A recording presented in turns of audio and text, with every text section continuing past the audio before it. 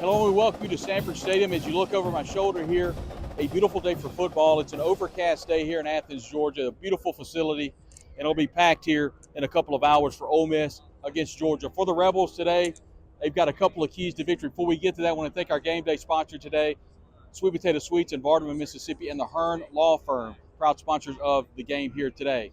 Could not do what we do without our talent presenting sponsors, T. White's and Debbie Johnson Realty, also our friends at, of course, we talked about the Hearn Law Firm, Dead Soxy, and Connie's Chicken, located right there in Oxford.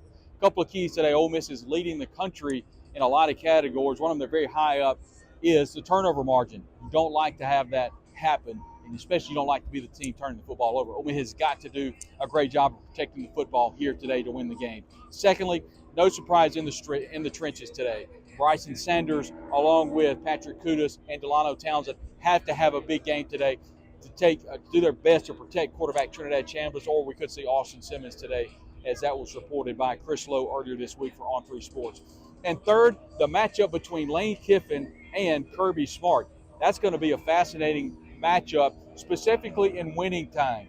At the end of the game, midway through the fourth quarter, what's that dynamic going to look like with Lane Kiffin versus Kirby Smart? Offense versus defense, defense versus offense. It's going to be a lot of fun to watch the Rebels, undefeated Georgia with one loss out here against Alabama earlier this year. The Rebels looking to win here inside Stanford Stadium at Pat Dooley Field for the first time since 1996.